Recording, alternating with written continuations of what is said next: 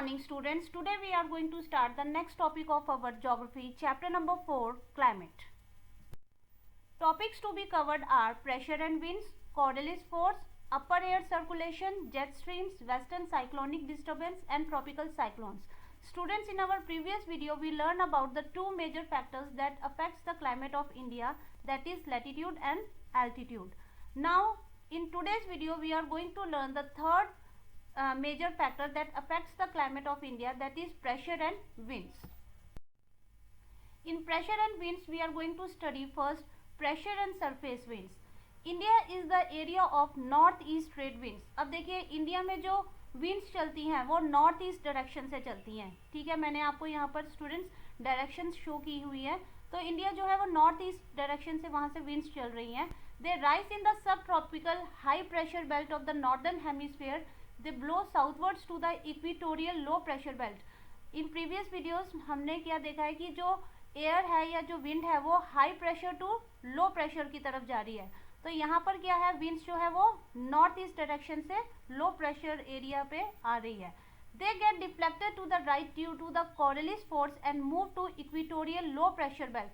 अब देखिए वो डायरेक्ट ना आके वो क्या हो जाती है, वो ड्यू टू कोरियोलिस फोर्स. ठीक है, कोरियोलिस फोर्स क्या है ये मैं आपको नेक्स्ट स्लाइड्स में बताती हूँ. ठीक है, उसकी वजह से ये क्या हो जाती है, डिफ्लेक्ट हो जाती है. क्लियर है. और दे कैरी वेरी लिटिल और नो रेन. अब ये देखिए क्योंकि ये लैंड से चल रही है, ये विंड्स जो है, ये जो एयर है लैंड में चल रही है, तो लैंड से जो एयर या जो विंड्स चलती हैं उनमें कोई मॉइस्चर नहीं होता.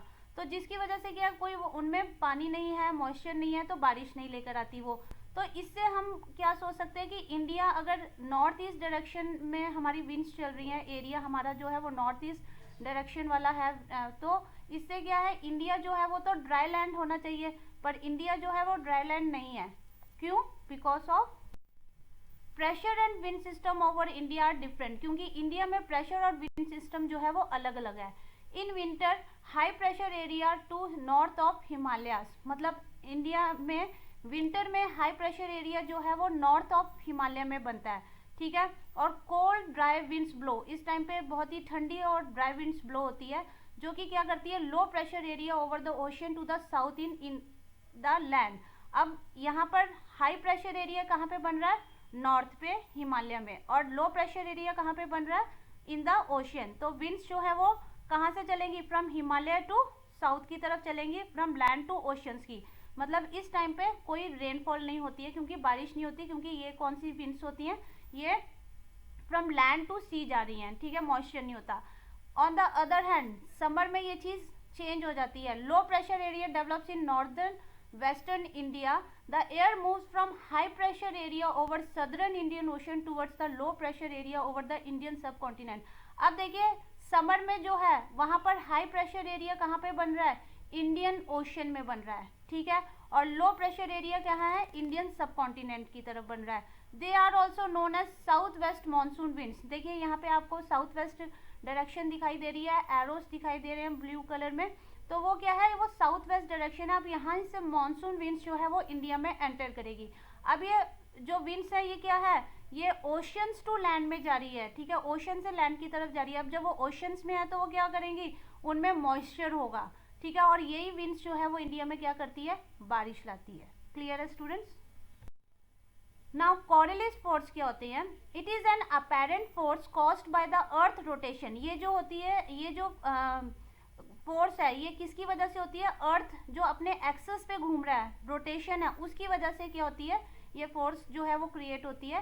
It is responsible for deflecting winds, जिसकी वजह से विंड्स जो है वो डायरेक्ट ना चल के क्या हो जाती है, डिफ्लेक्ट हो जाती है. नॉर्दर्न हेमिस्फीयर में ये rightward towards the right deflect हो जाती है, और सदर्न हेमिस्फीयर में ये टूवर्ड्स लेफ्ट डिफ्लेक्ट हो जाती है. Clear student. This is also known as parallel law. Next is upper air circulation. अब अपर एयर सर्कुलेशन में हम लोगों ने क्या पढ़ना है, jet streams. Jet streams are fast flowing air current found in troposphere. अब देखिए ट्रोपोपॉज जो है, ट्रोपोस्फेयर जो है और स्ट्रेटोस्फेयर के बीच में जो है वो जेट स्ट्रीम्स चलती हैं. और जेट स्ट्रीम्स कैसे बनती हैं, jet streams form when warm air masses meet cold air masses in the atmosphere. मतलब जब कोल्ड और वार्म एयर मासेस जब मिलती हैं तो वहाँ पर क्या बनती है, जेट स्ट्रीम्स, और ये फास्ट फ्लोइंग एयर करंट होती है और इनकी स्पीड जो होती है वो समर में 110 किलोमीटर पर आवर होती है और in winter 180 kilometre per hour होती है। सब ट्रॉपिकल जेट स्ट्रीम्स, देखिए जेट स्ट्रीम्स, दो जेट स्ट्रीम्स होती है, एक पोलर जेट स्ट्रीम होती है और एक सब ट्रॉपिकल जेट स्ट्रीम होती है। हमारे सिलेबस में सब ट्रॉपिकल जेट स्ट्रीम्स हैं, ठीक है, जो कि इंडिया में रेनफॉल वगैरह या जो क्लाइमेटिक चेंज है उसके लिए रिस्पॉन्सिबल होती है। It is located approximately over 27 degree to 37 degree, ठीक है। और पोजीशन ऑफ जेट स्ट्रीम्स, अब देखिए पोजीशन ऑफ जेट स्ट्रीम्स क्या है, समर में क्या होती है, ये from north to the Himalayas, देखिए ऊपर आप मैप में देख सकते हो कि समर में ये क्या है, नॉर्थन हिमालय की तरफ बह रही है, ठीक है, हिमालय के नॉर्थ में बह रही है। विंटर में ये साउथ ऑफ हिमालयस बह रही है।